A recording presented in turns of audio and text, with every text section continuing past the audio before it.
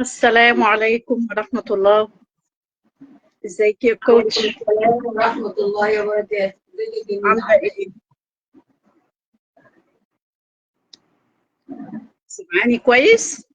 أنا سامعاني، أنت سامعاني؟ اه تمام ايه الأخبار؟ تمام الحمد لله رب العالمين. ايه ده؟ أنا شفتك ما شاء الله. طب أخبارك الحمد ايه؟ لله، أنا بقى مش شايفاكي، مش عارفة اللايف دايما لازم حد يختفي، يعني مش عارفة. عاملة ايه اه أخبارك؟ الحمد لله رب العالمين، منوراني. مبسوطة إن أنا معاكي النهاردة. وأنا أكتر، يعني أنا مبسوطة إن أنت موجودة معانا، ومبسوطة قوي بالموضوع اللي احنا هنتكلم فيه مع الأمهات النهارده. اتمنى ان يعني اللايف النهارده يكون مميز، وكل ام تطلع منه بانسايتس كده معينه تطبقها في حياتها بشكل سليم. إن شاء الله يا رب، إن شاء الله النهاردة اللايف يبقى خفيف ومفيد في نفس الوقت إن شاء الله. ان شاء الله. طيب رشا، الاول عرفي لنا نفسك وقولي لي ايه اللي خلاكي تفكري ان انت تبداي او تدرسي، ومش بس تدرسي انت، لا ان انت كمان تعلمي الامهات وتدربيهم على العنايه الذاتيه. يعني الاول عرفي نفسك وقولي لنا بقى ايه اهميه العنايه الذاتيه بالنسبه لك. طيب مبدئيا أنا رشا كامل، لايف كوتش، معالج معرفي سلوكي، ودارسة شوية حاجات، مدارس كتير تربوية وعلاجية وكده. ما بالنسبة شاء الله. لموضوع السيلف كير، يعني أنا اشتغلت فترة في التربية. تخصصي أصلا أنا مدرسة لغة إنجليزية، فخدت فترة ما شاء الله. كبيرة اشتغلت مع المراهقين في التربية وكده. بس لقيت ان المحور عمليه التربيه هو الام، الاساس يعني. و... يعني وطالما الام هي محور البيت، يبقى نفسيتها واهتمامها بنفسها على طول اوتوماتيك هيسمع في التربيه وفي التحديات اللي بتقابلها في التربيه. ويمكن اللي لفت نظري في موضوع السيلف كير انه متاخد عنه مفاهيم كتير مغلوطه، زي فكره التربيه الايجابيه. تلاقي الهبد ايوه. كتير عن التربيه الايجابيه، واللي بيهبط في التربيه الايجابيه لو سالتيه قريت صفحه من كتاب عن التربيه الايجابيه، لا، بس هو بيهبط. نفس الكلام ايوه. بالنسبه للسيلف كير. السيلف كير المعروف عنها بقى الحاجات السطحيه، القشور كده من بره، لكن السيلف كير الحقيقي اللي بيسمع في نفسيه الام والتحديات اللي بتواجهها في التربيه اعمق من المفهوم الشائع عنه بكتير. طيب عرفينا بقى السيلف كير، علشان لو في مفهوم مغلوط عند الام، فاحنا النهارده مش عايزين حد يبقى طالع من اللايف وهو مش عارف يعني ايه سيلف كير. فعرفي لنا يعني ايه سيلف كير؟ يعني ايه يبقى عندي مي تايم؟ طيب تعالي الأول، أنت كتبتي عنوان اللايف املي كوبايتك قبل ما تدي غيرك، صح كده؟ اه. أنا أنا جبت لك بقى الكوباية. ما شاء الله. طيب تعالي نشوف بقى الكوباية اللي أنت عايزة تحطي فيها اهتمام ورعاية بالأم وكده، نشوف إيه اللي جواها الأول، هتستحمل إن هي تاخد اهتمام أو فيها مكان ندخل فيها مفهوم الاهتمام والسيلف كير ولا لا؟ طيب تمام. جميل. أول فكرة كده احنا واخدينها عن السيلف كير وبتصدرها لنا السوشيال ميديا، فكرة المي تايم، صح كده؟ المي تايم أنا لازم أبقى لوحدي وأعمل مش عارفة إيه، والصور اللي بنشوفها على السوشيال ميديا، يعني مي تايم لازم ايوه وقت فعلا. لوحدي، وقت خاص وليه طقوس كده وحاجات. دي أول فكرة أهي أول فكرة أهي في الكوباية. صح. تمام؟ ايوه. طيب في فكرة كمان برضو، ان انا ولادي هم اللي معطليني بقى عن ان انا طول الوقت من هنا لهنا، مدرسة، دروس، تمارين، مش عارفة ايه، فاولادي هم بقى اللي منعني من المي تايم، صح كده؟ ايوه، وانا لازم يعني انا اول ما هم يروحوا المدرسه او هم يبقوا مش موجودين، ده الوقت الوحيد اللي انا هعرف اعمل فيه طول ما هم موجودين في البيت. وغالبا مش هلاقي وقت. المهم ان انا حاطه في دماغي ان ولادي هم اللي حارميني من المتعه العظيمه دي. ايوه صح كده؟ دي تاني فكره صح. معانا. تمام. ايوه فعلا. نقطه يعني هم كمان اصلا هم اللي بيدونا، يعني هم اللي بيدونا جزء من المي تايم ده، او هم اللي بيدونا جزء من المشاعر او اللي احنا محتاجين نحس بيه علشان يعني يبقى عندنا توازن ونعرف نعيش يعني. ما احنا هنشوف الاول الافكار اللي ماليه الكوبايه ايه، وبعدين هناخد فكره فكره ونشوف نتعامل معاها ازاي. طيب تمام. فكره كمان ان لما تقولي قدام اي ام سيلف كير، السيلف كير ده ليه ناسه، الروقان ده ليه ناسه. صح كده؟ ايوه طبعا. دي النغمه الشائعه بقى اللي كان زمان خلاص راحت علينا. وانا فين الوقت اذا كنت انا مش لاقيه وقت للمهام الاساسيه؟ يعني هقعد بقى انا يعني اقعد ادور واروح وفين واهتم بنفسي وكده، وفين الوقت؟ بالظبط كده. ادي فكره كمان اهي. خلي بالك الكوبايه قربت تتملي. ايوه. كده السيلف كير انت متخيله ان هي محتاجه وقت ومحتاجه فلوس ومجهود طبعا. اخرج، اروح بيوتي سنتر، اروح كافيه، اروح سبا، مش عارفه. تمام.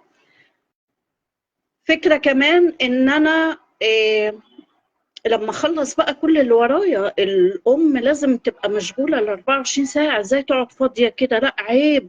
ناس تاكل وشنا ازاي قاعده فاضيه؟ ازاي مش بتعملي حاجه؟ لا، انا مش لازم طول الوقت. لازم لو لقيت نفسي فاضيه ادور على اي حاجه اشغل بيها نفسي. ما ينفعش اقعد فاضيه كده. عيب. انا ازاي يعني؟ لا ما ينفعش. ام ناجحه وبتقوم بالمهام بتاعتها وعلى طول مش فاضيه ومشغوله. طيب شايفه شكل الكوبايه بقى عامل ازاي؟ خلاص. طيب هندخل الاهتمام ازاي بقى؟ يعني كل يعني قصدك بقى ان احنا مش بس ان احنا نملى الكوبايه، لا ده احنا المفروض نفضي اللي فيها الاول عشان نعرف نملى الحاجه الصح. حلوه الفكره دي. القصه الافكار دي مش ماليه الكوبايه بس، الافكار دي متقله تقل على كتافي انا كأم، وانا بتحرك في يومي، وانا بعمل اي مهمه في اليوم. تقل على كتافي بتحرك بيه. متقله خطواتي. طيب تعالي ناخد فكره فكره كده عشان يعني ايه نبقى واقعيين. اول فكره قلناها ان المي تايم لازم يكون لوحدي. لا مش شرط خالص لازم اكون لوحدي. ليه؟ لان انا لو اخدت 10 دقائق ربع ساعه لوحدي وانا فكري مشغول بحاجات تانية، ابني مش عارفه عمل ايه، ده اتخانق النهارده في المدرسه، ده حصل كذا، ده في الشغل مش عارفه مين قال لي ايه، هتعدي ال10 دقائق اللي انت قاعده لوحدك هتلاقي نفسك ده ما بقاش مي تايم. ده ما حققش النتيجه اللي انت عاوزاها.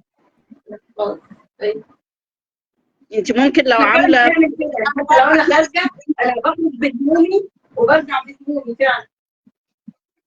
هتلاقي فنجان القهوه برد او انت مش حاسه بطعمه، او انت خلاص انت المخ شغال في التفاصيل دي. يبقى كده المي تايم مش قصه ان انا اقعد لوحدي. دي مش حاجه صح. طيب الفكره الثانيه ان ولادي هم اللي حارميني من المي تايم او من المتعه دي. طيب هو انا لو انا بتحرك بالفكره دي هيبقى ايه شعوري ناحيه ولادي لو هي الفكره دي اللي مسيطره عليا وانا بتحرك بيها؟ قولي لي كده. يا ريت لو حد يشاركنا يقول لنا لو انت بتتحركي بفكره ان ولادك هم اللي مانعينك وحارمينك ويا حرام وانت الام المضغوطه المقهوره ال 24 ساعه، هيبقى ايه احساسك ناحيه ولادك؟ تقول لنا في الكومنتات يا جماعه ايه احساسكم لو انتم فعلا حاسين انه دايما حاسه ان ولادي هم اللي معهم الحاجز اللي بيني وبين سعادتي، او ان انا ابقى مرتاحه، او ان انا اخد وقت لنفسي. هو انا هتعامل مع ولادي ازاي؟ انا فعلا لو انا فكرت كده انا اكيد هبقى متضايقه. هتبقي مشحونه. حاسه ان هم عايزين كده. هتبقي من اقل غلطه تحصل بتتقلب لمشكله وخناقه، لان انت اوريدي مشحونه وبتتحركي بالفكره دي. ايوه انت هي تقى بتقول لك هبقى كرهاهم. مع التدرج ومع الضغط ومع تكرار الفكره دي مخك خلاص هيصدقها، هم اللي حارمينك بقى يعني. لا فعلا.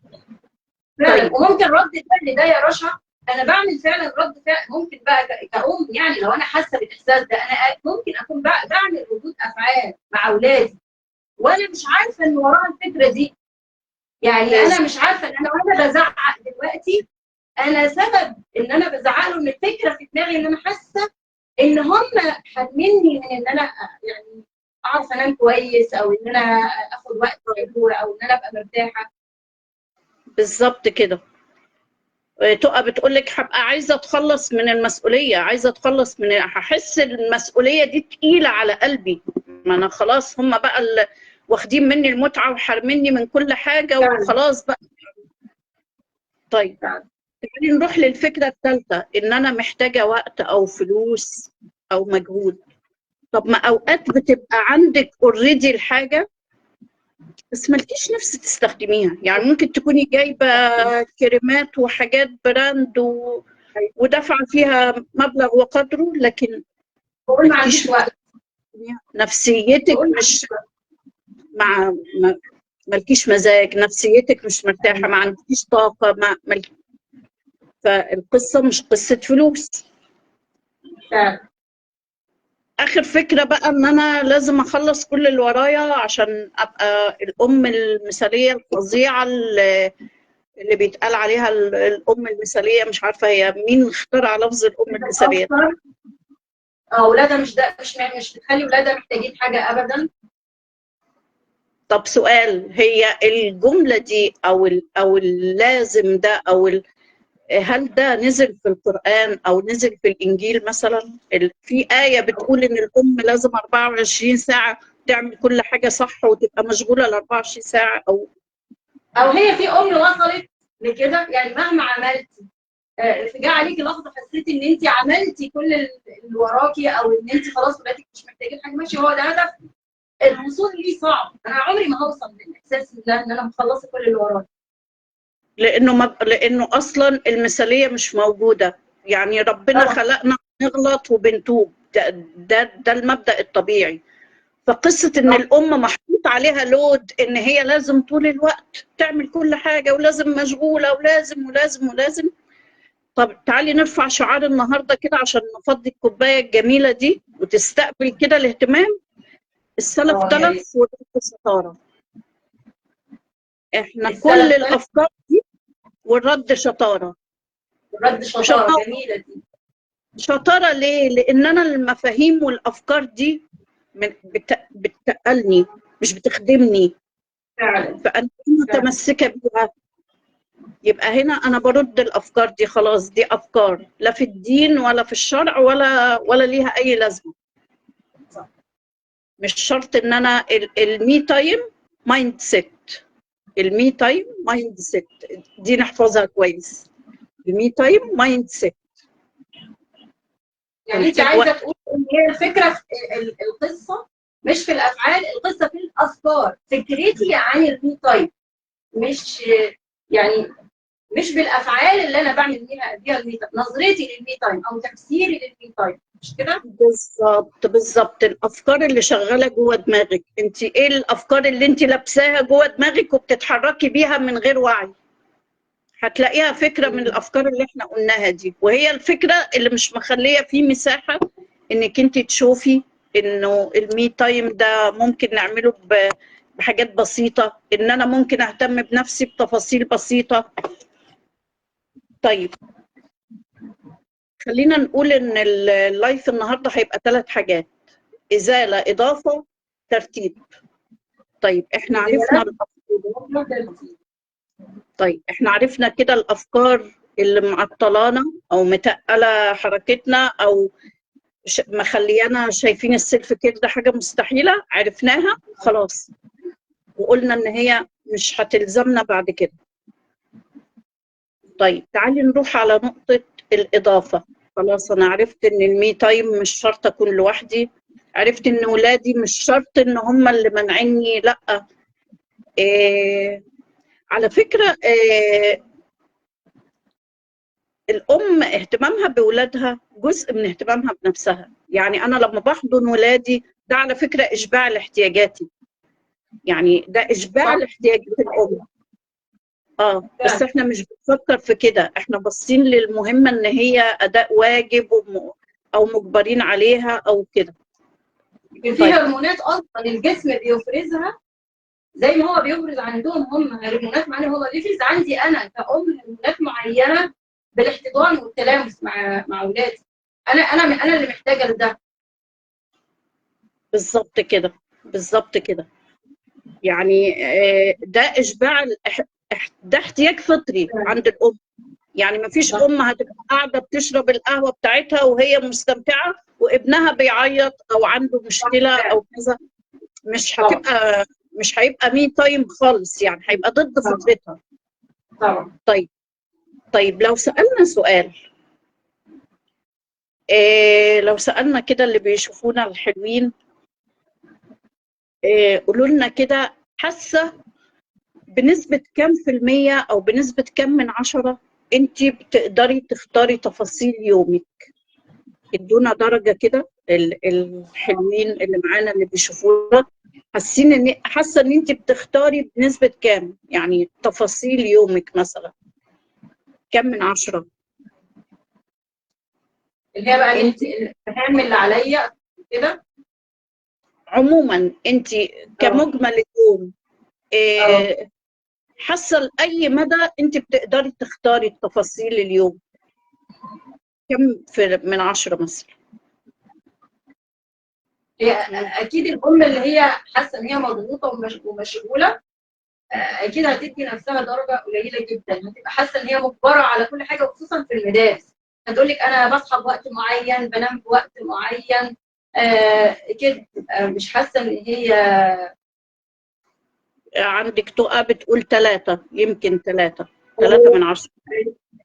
تيماء بتقول 7 من 10 وممكن ازود. تمام، جميل. كويس، حلو قوي تيماء، ما شاء الله. جميل. التفاصيل اللي تخص اليوم عموما، زينب بتسأل تفاصيل اليوم في المجمل، حاسه نفسك بتقدري تختاري كم في المية منها؟ يلا كده شاركونا. طب كوتش تيسير، انت حاسه عموما ما هي المهام، ما هي المهام واخده اليوم كله يعني؟ يعني انا طبعا كتيسير يعني عايزه هقول لك يعني فعلا يعني انا بدي مثلا نسبه 3 هي اللي بتبقى مش في ايدي، لكن الاصل ان انا المفروض اني بنسبه 7 من 10 مثلا، ده انا كتيسير يعني. لكن انا وصلت لده دلوقتي، بس لو سالتيني السؤال ده من زمان او من 5 سنين فاتت اكيد لا، اكيد كنت هجاوب اجابه ثانيه، كنت هقول لك 3، كنت هقول لك 4، لاني فعلا كنت ببقى حاسه ان انا زي ما قلت لك في المدارس انا حاسه ان انا بصحى بوقت معين، النوم في وقت معين، الاكل لازم يتحط في وقت معين، في حد انا المفروض انزله درس في وقت معين، كل حاجه ماشيه بالساعه في ايام المدارس، فهحس ان انا مش متحكمه في يومي. دي اكيد دي الفكره اللي هتبقى في دماغي. طيب ايناس بتقول 5 من 10، زينب بتقول انا مش بحس باي خصوصيه. احنا هنا يا زينب مش بنتكلم عن الخصوصيه، احنا بنتكلم عن اليوم عموما كمجمل، بتختاري تفاصيله اللي بتتحركي بيها في اليوم. حاسه نفسك بتقدري تختاري بنسبه كم من 10؟ تقصدي ايه بالتفاصيل عشان نوضح لهم اكتر؟ تقصدي ايه؟ تقصدي مثلا ميعاد الاكل وميعاد النوم وكده، ولا لا، ولا تقصدي حاجه تاني؟ كل حاجه بتعمليها في يومك. كل حاجه بتعمليها في يومك. اكيد انا مش بختار، يعني اكيد انا مش بختار بنسبه 100%. خلينا نقول مثلا بختار بنسبه 70%. في 30% ممكن تبقى حاجات غير متوقعه، طبيعي في حاجات غير متوقعه. في 30% حاجات ممكن تحصل تضايقني، مش تحت أيوة. سيطرتي. بس في نفس الوقت انا عندي كنترول، عندي برضو كنترول ان انا اختار تفاصيل، عندي كنترول ان انا اختار رد فعل، عندي كنترول اختار فكره اتحرك بيها. ايوه وده اللي بيفرق. يعني اوريدي انت بتعملي المهام، بتصحي، بتروحي شغلك، بتروحي مدرسه، بتوصلي العيال للمدرسه، مش عارفه ايه، بتذاكري، بتطبخي، بتغسلي. طب في كل مهمه من دول مفيش تفاصيل بتختاريها تنفع ان هي تخلي المهمه اخف شويه، تخلي المهمه مقبوله؟ يعني مثلا انا بصحى من النوم في الميعاد اللي انا محدداه، مش ده اختيار؟ ايوه طبعا. خلينا نمشي مع بعض كده حاجات بسيطه. ايوه ماشي. أيوة. لما بغسل وشي، وانا الصابونه اللي بغسل بيها دي مش انا اللي مختارها يعني. يعني خلينا نشوف الاختيارات البسيطه عشان نقدر نشوف الحاجات الكبيره. لما بعمل كوبايه شاي الصبح، مش بحليها، او فنجان قهوه مش بحليها بالدرجه اللي انا عايزاها. ايوه طبعا ده اكيد. طيب هو انا لما بطبخ مش بطبخ بالطريقه اللي انا مختاراها واللي انا مقتنعه بيها؟ ايوه برضه ده اكيد. طيب مش ممكن وانا بطبخ اشغل مثلا موسيقى انا بحب اسمعها، اشغل الشيخ المفضل ليا في قراءة القرآن مثلا واسمع ده وانا بطبخ؟ طبعا. في تفاصيل ممكن اضيفها للمهام العادية تخلي المهام على الاقل ماشية كده بشرب في بخفة. الكوبايه دي يعني بحط الاكل لنفسي بشكل معين. اعمل الشاي في المج اللي بحبه. ايوه في تفاصيل بتختاريها، مش كل حاجه مفروضه عليكي، لان احساس ان انا مجبره وكل حاجه مفروضه عليا ده برضه بس تقل بيضايقني. بالي. طيب الناس مجرد بتقول انا الفكره، وجود الفكره في دماغي فعلا هيضايقني. هيضايقني، وحتى لو حصلت حاجه حلوه مش هعرف اشوفها. ايوه صح. طيب الناس بتقول انا بحط اهداف لليوم بحاول احققها قدر الامكان، لكن في ظروف كتير، احنا قلنا في ظروف خارجيه دي ما بننكرهاش، وفي حاجات بتحصل وبتضايقنا دي مش بننكرها، احنا بندور على حاجه تخلي المهمه اخف. كده كده انا هعملها، بس اخليها تبقى حلو، يعني تبقى تعدي كده بشكل سلس. شيماء بتقول جميلة الزاوية دي في التفكير، وتقل رغبة الأمهات في السيطرة. تمام صح. كده النسبة تزيد شوية. جميل. تقى بتقول النسبة هتزيد شوية. جميل. يبقى أنا كده بركز إن أنا الباور في إيدي، أنا بختار. أنت حتى لما بتتعصبي ما ده اختيار، ما أنت بتختاري رد فعلك. صح. بايدي ان انا ارد، وبايدي ان انا اسكت، وبايدي ان انا اسيب المكان وامشي، وبايدي ان انا اسيب وقت بين الموقف ورد الفعل. فعلا دي بايدي، انا مش مجبره عليه. شيماء بتقول أنا بختار أحس إني مجبرة ومفعول به، بختار أحس إن أنا قائدة لليوم وفاعلة في حياة نفسي وفي الآخرين. جميل. طيب عايزة أختار تفاصيل برضو تاني تخليني كده مستمتعة وحاسة إن أنا مهتمة بنفسي. طيب أنت مش بتختاري فريشي ملايات على السرير بالألوان اللي أنت بتحبيها؟ لو في مفرش مفضل بالنسبة لك، ده مش اختيار برضو ان انت تحطيه على الترابيزه لان انت حابه الالوان بتاعته؟ ارش معطر معين في البيت، انا البرفان او البودي سلاش اللي بستخدمه بعد الحمام، كل ده ايوه فعلا ده من اختيار. لما بتختاري تفاصيل، حتى ده انت بتختاري المسحوق الكويس، ده انت بتختاري توابل معينه، كل حاجه انت بتختاري. انت ست البيت وانت بتختاري، فحسي انك انت الكنترول في ايدك، انت عندك مساحه تختاري منها. نور بتقول ازاي اعدي ضغط الشغل وخاصة لو انت كارهة المجال، بس الظروف ما اقدرش اسيبه. ما اقدرش اسيبه يبقى بتكيف باقل الاضرار. بتكيف باقل اضرار. بحاول اللي ينفع افوته افوته، اللي ينفع اتجاهله اتجاهله. قدر الامكان بحاول ان انا يعني اركز طالما ان انا مش هينفع اسيبه في الوقت الحالي. طيب في واحده هتقول لي ده انا ما بلحقش استطعم كوبايه الشاي، بصحى اجري واجهز واللانش بوكس ومش عارفه ايه. هقول لك في حاجه بسيطه، اصحي بدري 10 دقائق، خلي ال10 دقائق دول 5 دقائق منهم تنفس، تمرين تنفس عميق كده من البطن، وال5 دقائق التانيين اشربي فيهم فنجان القهوه بتركيز واستطعميه كويس. كده هتلاقي نفسك نوعا ما بتتحركي في اليوم وانت خلاص بدأت يومك بداية كويسة، بداية معقولة. اكيد. طيب ينفع وانا بوصل للعيال المدرسة الطريق يبقى هزار وضحك؟ اهي دي تفصيلة برضو. انا كده كده همشي، كده كده هوصلهم او هسوق بالعربية واوصلهم. ينفع بدل ما احنا طول الطريق بنشتم على الطريق والزحمة والمجتمع والناس، نركز نحكي نهزر، نسمع حاجة حلوة في الراديو، نسمع حاجة إيجابية، نسمع غنوة الولاد بيحبوها. او اعتبر ده هدف، ده بالعكس يعني، ده انا وقت انا موجوده كده كده انا والولاد بس لوحدنا. فخلاص خلي هو ده الوقت اللي هو يعني انت بتقعديه مع اولادك.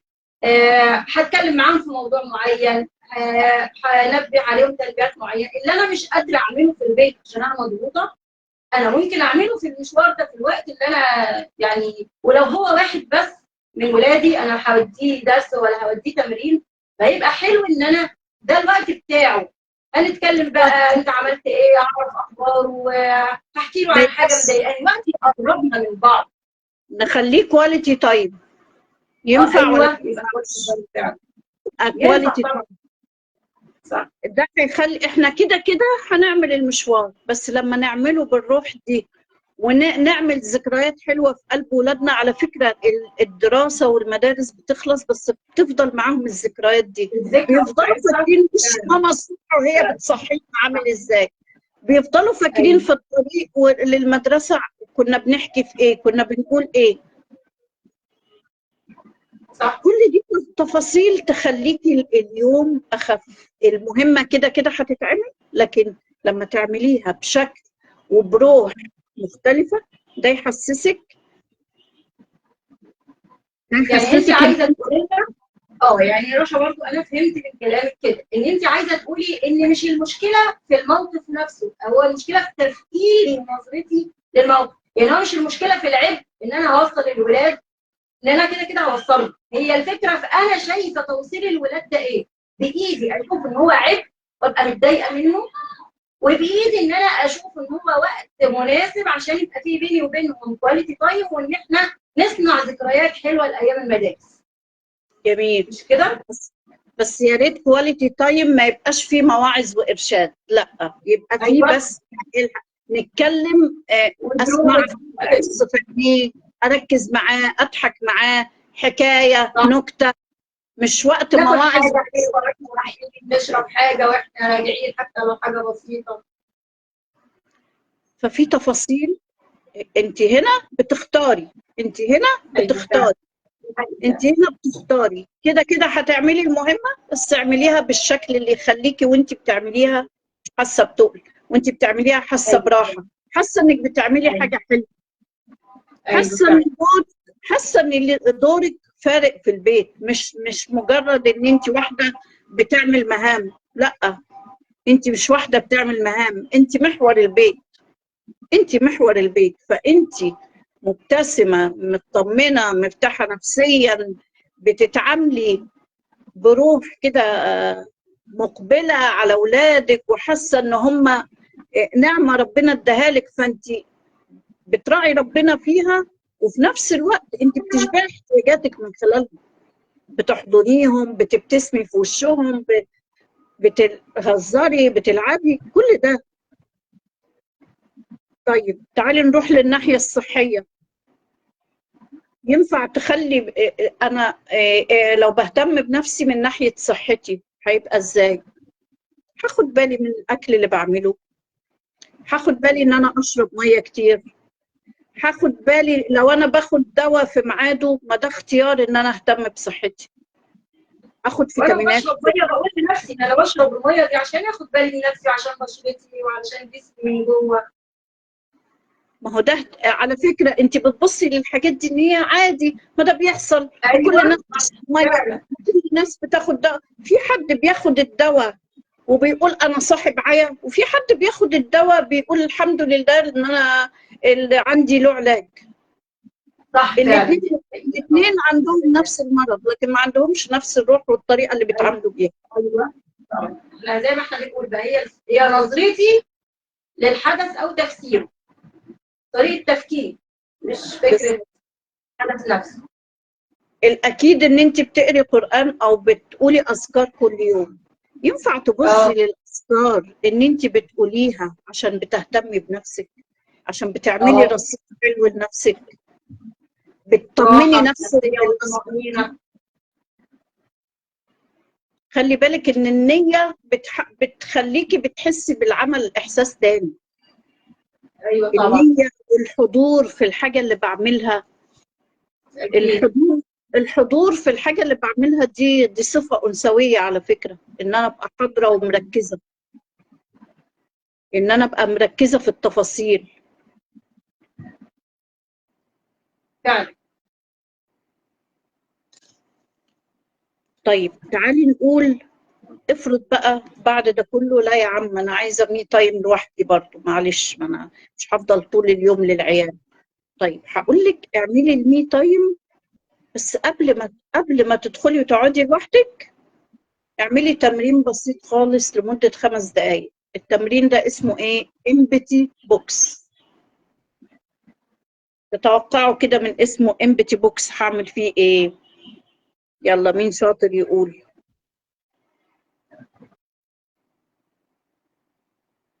يعني هو من اسمه امبتي بوكس، ان انا بقى يعني هفضي بقى دماغي، او ان انا مش هفكر بقى في حاجات مثلا مضايقاني او كده. طيب انا عايزه اللي بيشوفونا يشاركونا برضو، قولوا لي كده رايكم امبتي بوكس يبقى هعمل فيه ايه؟ يلا مين شاطر هيقول؟ يلا صلوا يا جماعه. معانا تقى ومعانا شيماء ومعانا نور الهدى ومعانا زينب. تتوقعوا امبتي بوكس ده هنعمل فيه ايه؟ هفرغ افكاري ومشاعري. جميل. هو التمرين اسهل من كده خالص خالص خالص. ايمان بتقول افضي نفسي من الضغوط مثلا او الافكار السلبيه. جميل. طيب خليني اقول لك ان اكتر حاجه بتتعبنا هي الافكار اللي شغاله جوه دماغنا طول اليوم، ومثلا ملعبكه جوه دماغنا ومش لاقيين لها حل. طيب ايه رايكم ان المخ ده مش محتاج راحه، ولا عشان هو مش، الناس بتقول همارس هوايه بحبها، هو ده ممكن حاجه تبع السيلف كير، بس امبتي بوكس مش هو المقصود بيه ده. تبقى بتقول افرغ الافكار والمشاعر وجاز الضغوط. هقول لك هو تمرين بسيط جدا جدا. امبتي بوكس ان انا المكنه اللي شغاله ال 24 ساعه دي اوقفها شويه، هعمل بوز كده، هوقفها مؤقتا 5 دقائق بس. 5 دقائق مش هفكر في اي حاجه، ولا همسك موبايل، ولا هكلم حد، ولا مش هفكر في اي حاجه. 5 دقائق بس. طبعا قدرتي تعمليها اكتر من كده يبقى زي الفل، عادي جدا. هو على فكره يا رشا الناس بتستصعب الاول اول فكره ان انا تفكير، يعني ازاي انا اوقف تفكير؟ انا اوقف تفكير بقى هي ممكن في الاول هتلاقي نفسك لا في لازم فكره بتيجي كده، فكره بتيجي انا كده. اوقف تفكير للحظه وكل ما تجيلي التفكير اوقفه تاني بس لغايه ما اتعود ان ده يبقى جزء من يومي، جزء من يومي ان انا بدي المخ ده فاصل كده يرتاح. وجربي وشوفي تأثير ده ينعكس عليك ازاي.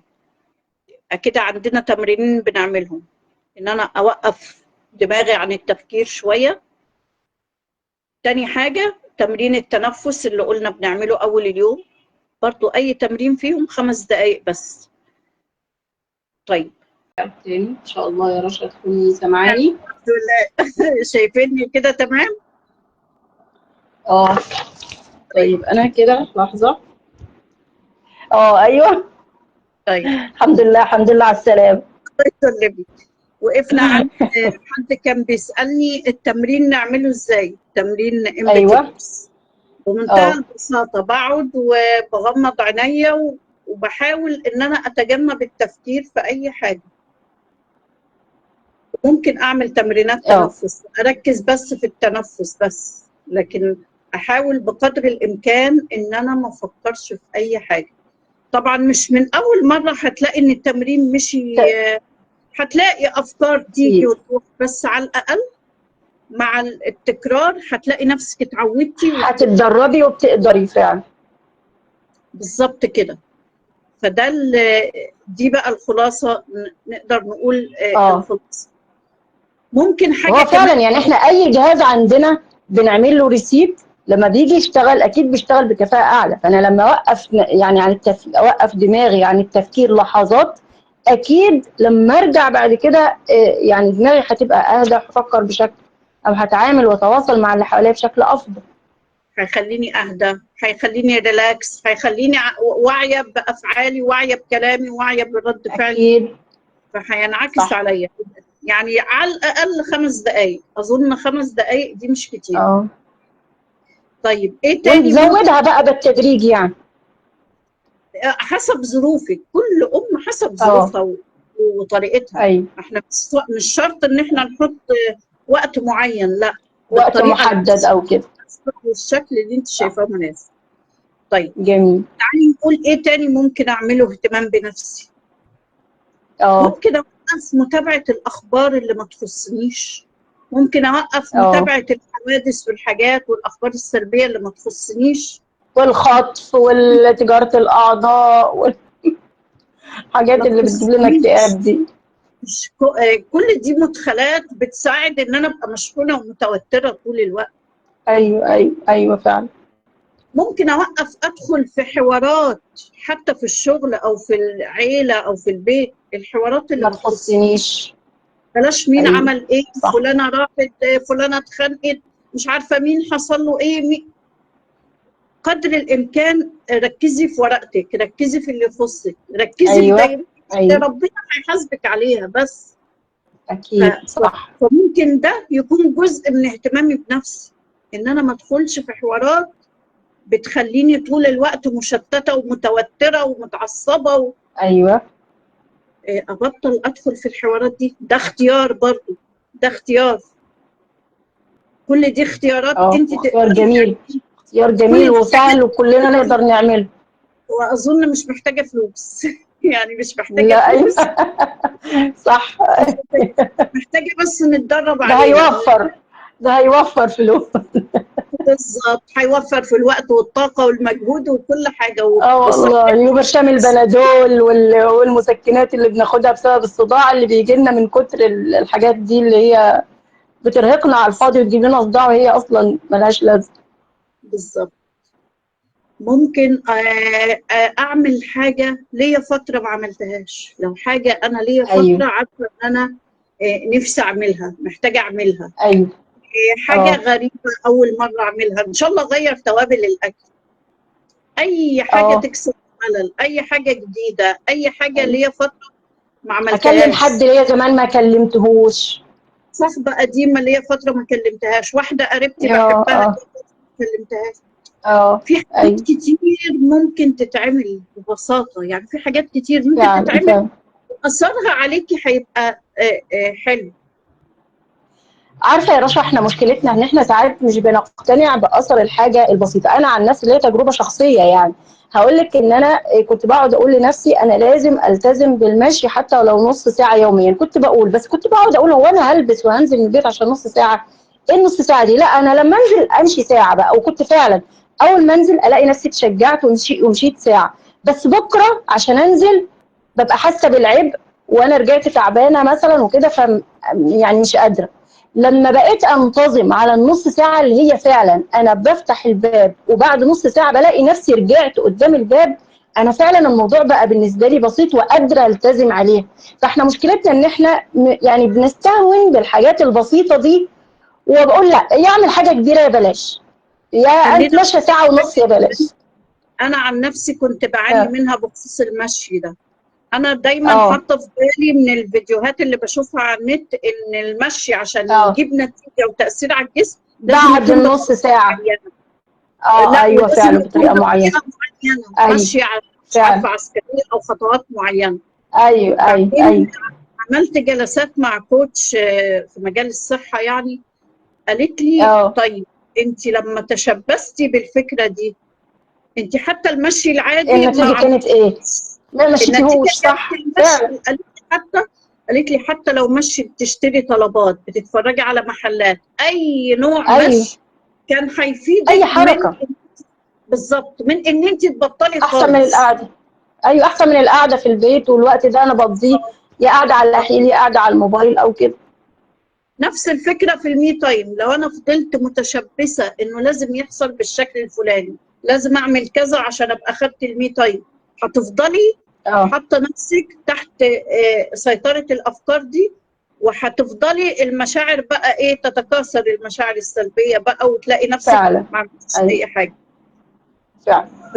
يعني يا رشا انت عايزه تقولي لنا يعني انه المي تايم ده لا محتاجه اروح اعمل سبا، ولا محتاجه اروح كوافير، ولا انا محتاجه اصرف فلوس قد كده وميزانيه قد كده؟ ان المي تايم ده انا ممكن ولا اقعد في كافيه معين ولا البس حتى، ده انا ممكن اعمل ده باقل التكاليف ومن الروتين اليومي بتاعي. يعني من الحاجات اللي انا كده كده بعملها على مدار اليوم، بس انا هغير عقليتي واغير طريقتي في التفكير وانا بعمل الحاجه. مش كده؟ ده اللي انا فهمته منك.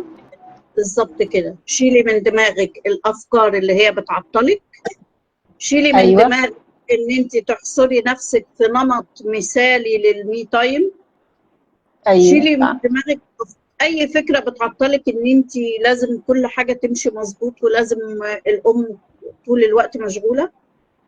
ايوه ابدأي ضيفي تفاصيل دايما. لما تعملي الحاجه اسالي نفسك ازاي اعملها بشكل احسن، ازاي اعملها بالطريقه اللي بحبها. ازاي بس كده. تريحني، ازاي اعملها بحاجه تبسطني وتريحني. ازاي اعملها بالطريقه اللي بحبها، ازاي اعمل الحاجه بالشكل اللي انا بحبه.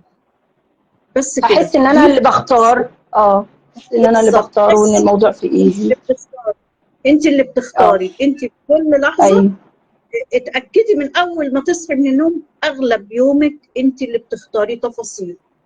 الحاجات فعلا. الخارجيه اللي بره سيطرتك دي حاجه تانية، لكن اغلب يومك انت في حاجات تقدري تتحكمي في تفاصيلها.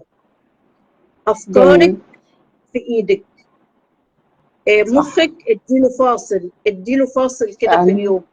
وعلى فكره ايوه التمرين ده ممكن تعمليه اكتر من مره في اليوم.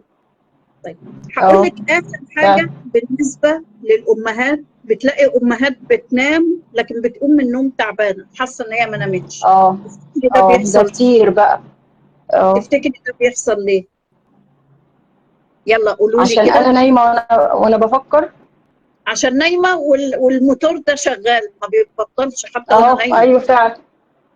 فعلا يعني حتى تفاصيل اليوم، حتى لما بيجي لنا احلام، المفروض ان الاحلام دي من دورها ان هي تهدي المخ وتشيل الحاجات اللي ملهاش لازمه. الاحلام بتبقى من تفاصيل اليوم بتاع امبارح واللي انا قلقانه منه بكره.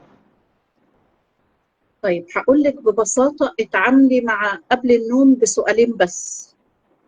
اسالي اه نفسك سؤالين بس. اول سؤال، اسالي نفسك ايه اللي مشي حلو في اليوم.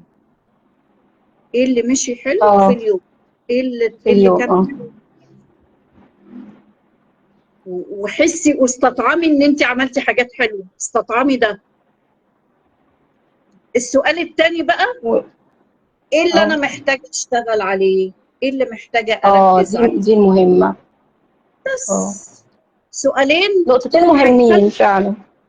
هيقفلوا قدامك بوابات الافكار السلبيه، بدل ما تقعدي تدخلي في سيناريوهات قبل النوم ايوه وجلد الذات والحاجات من سنين تفتكريها. لا، ركزي في سؤالين بس، ايه اللي مشي حلو وايه اللي اقدر اركز عليه وايه الحاجه اللي انا وانا ايه اللي محتاجه احسنه او اعدله. بس كده.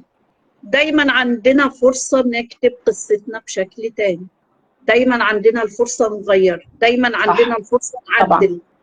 بس احنا بننسى ده. احنا بننسى ده. ايوه فعلا بننسى ده.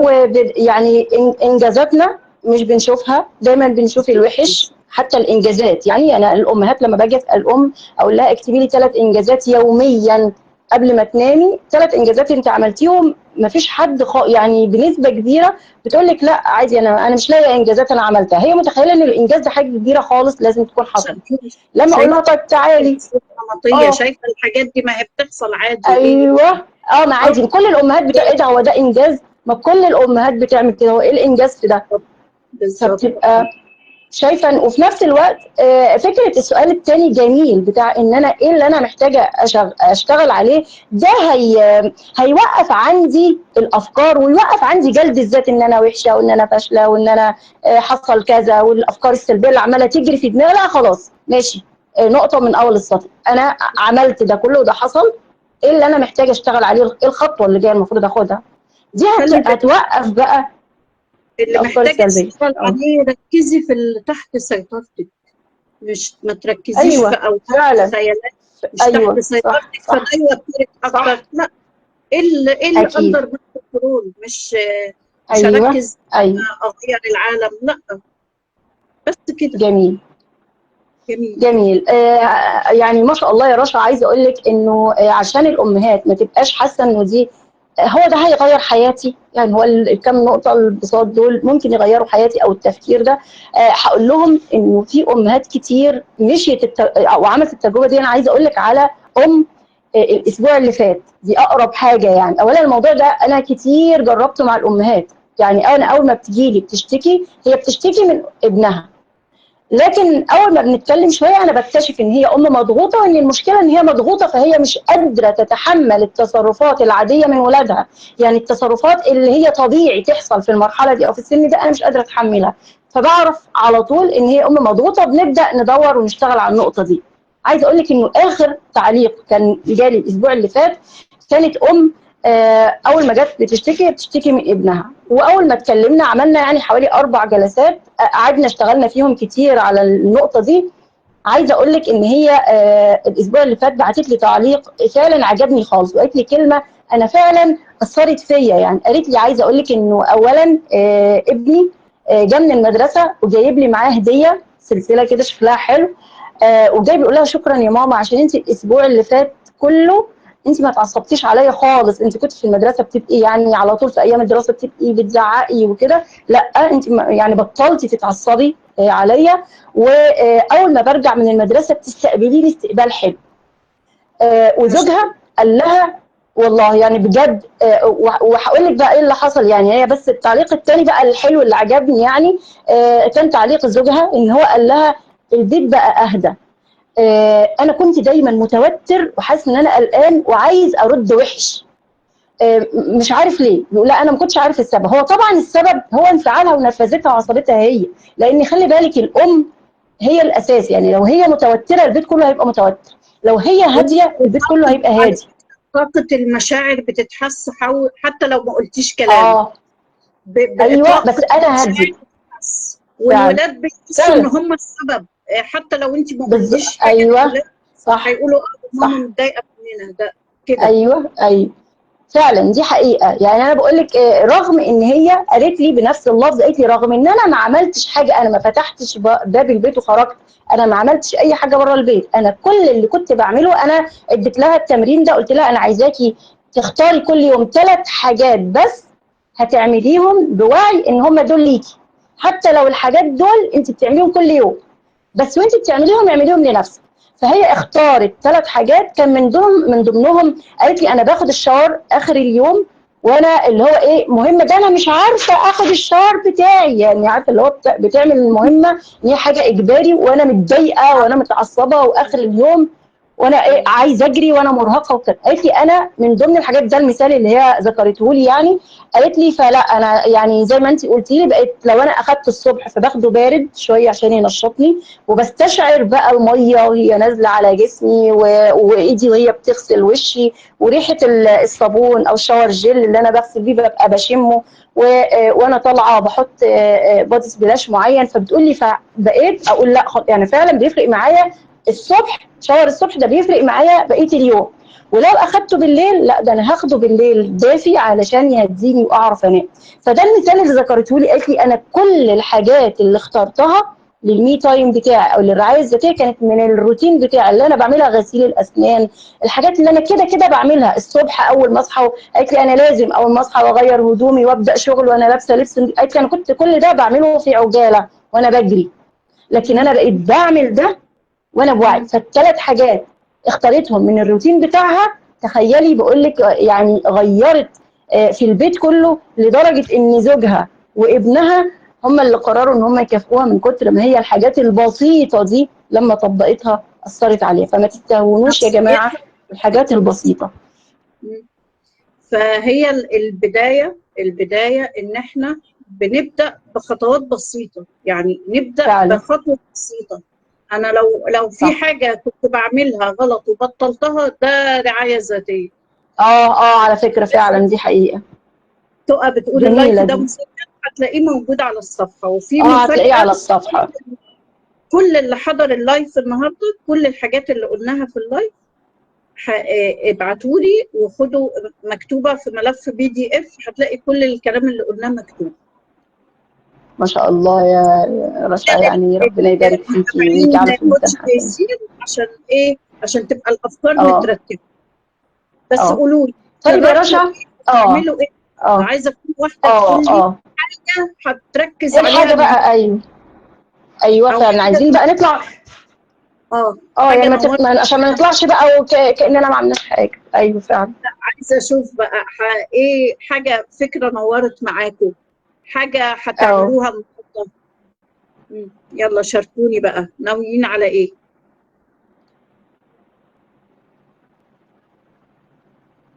طيب على ما تجيلنا الكومنتات يا رشا، لانها ممكن تكون بتاخد وقت شويه على ما يبعتوا لنا.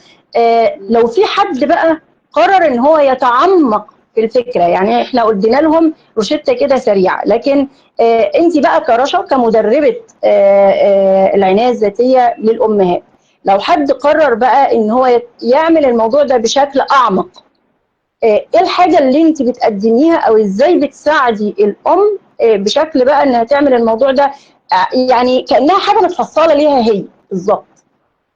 طيب انا ما بحبش قصه ان انا ادي نصايح عامه. ليه؟ لان النصايح العامه او ان انا اقول لك خدي افكار للعنايه الذاتيه، طب موارد تبقى قوالب بقى. قوالب كده لكل الناس دي صعبه. وانت تقريها ممكن فكره تفكرك بذكرى تضايقك مثلا، ما تكونش مناسبه فعلا. ايوه اكيد لاولوياتك او مناسبه لمبادئك انت. فعشان كده انا عامله جلسه مكثفه للام ومعاها بنرتب بقى خطوات ان هي تهتم بنفسها وتفاصيل يومها في كل حاجه بناء على اولوياتها هي، على اهتماماتها هي، على الحاجات وتفاصيل يومها وتفاصيل علاقاتها وتفاصيل كل الادوار اللي بتقوم بيها. كل ده في جلسه مكثفه للام، وبتاخد معاها يعني عامله التشيك ليست دي انا كملف PDF مكتوب فيه بقى الحاجات والخطوات. بس الخطوات بنكتبها بقى مع بعض. في الجزئيه دي هنعمل كذا، في الجزئيه دي انت حابه تعيشي بالطريقه دي، فهتختاري انت تختاري التفاصيل المناسبه ليكي. عشان كده هي انتنسيف سيشن مكثفه، بتبقى للام على حسب هي اولوياتها ايه الاولويات اللي جميل. هي حابه تشتغل عليها. اشتغل عليه. جميل. ما شاء الله عليك يا رشا. يعني لان كل ام غير الثانيه، كل ام اولوياتها غير اكيد اكيد طبعا، دي حقيقه. ايوه يعني فعلا، اهتماماتها وقتها. كل واحد مفهومه للحاجه مختلف. يعني انا ممكن اقول لك مثلا مفهوم الانجاز ايه. انا بالنسبه لي مفهوم الانجاز ان انا اكتب بوست مفيد على الفيسبوك. ممكن حد تاني مفهومه للانجاز انه يبيع ويكسب فلوس. مفيش صح ومفيش غلط. اكيد. بس ايوه صح، كل واحد واهتماماته.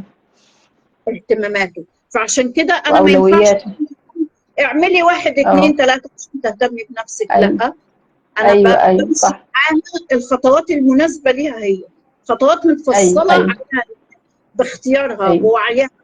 مش اديها قالب واقول لها اتحركي بيه. لا.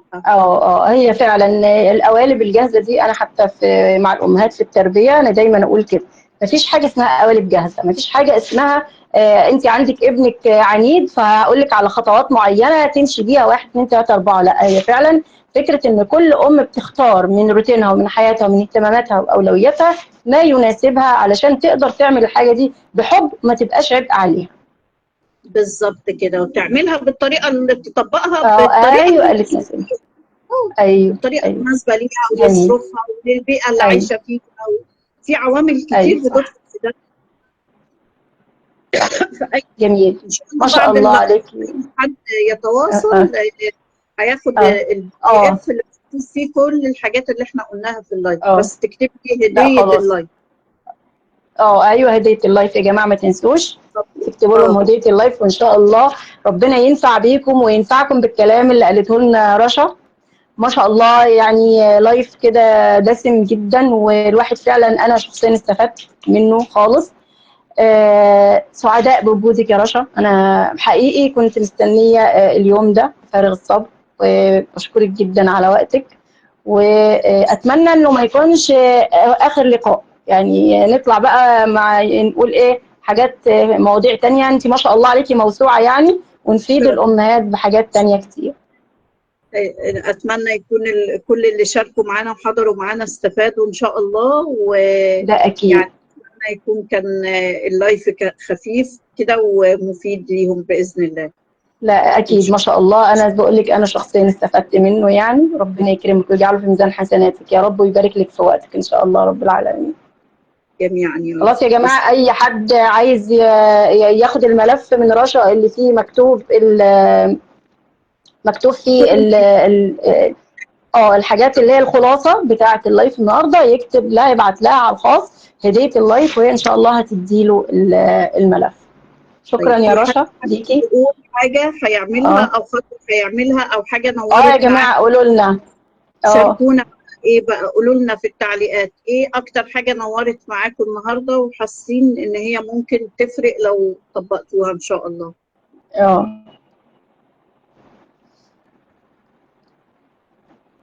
يا جماعه والله ما تستخسروش في نفسكم، ابذلوا جهد، وانتي فعلا تستحقي ان انتي تاخدي بالك من نفسك.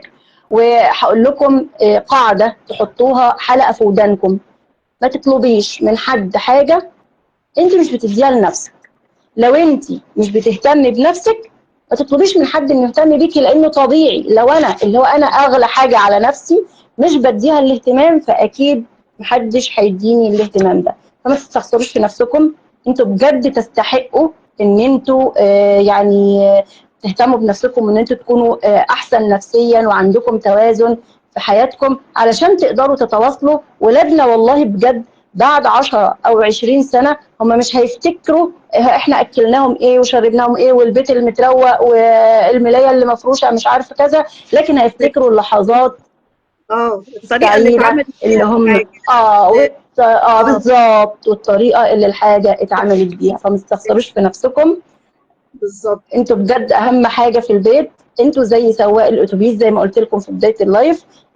لو انا يعني انا مطلوب مني اوصل كل واحد لبر الامان، فلو انا مش كويسه اللي معايا واللي انا مسؤوله منهم مش هيقدروا برضه يبقوا كويسين، ومش هقدر اقوم بدوري بشكل كويس. ربنا يبارك فيكم ويبارك في وقتكم، مش عايزين نتاخر عليكم عشان احنا عارفين المدارس وانتوا اكيد مشغولين، احنا في اخر الاسبوع بقى والناس اللي معاها مشاوير كلها عايزه تعملها. فنشوفكم ان شاء الله في لايف تاني قريب في موضوع تاني مع كوتش رشا برضه. تسلمي يا جزاكم كوتش. الله خيرا، السلام عليكم ورحمه الله وبركاته. السلام ورحمة الله وبركاته.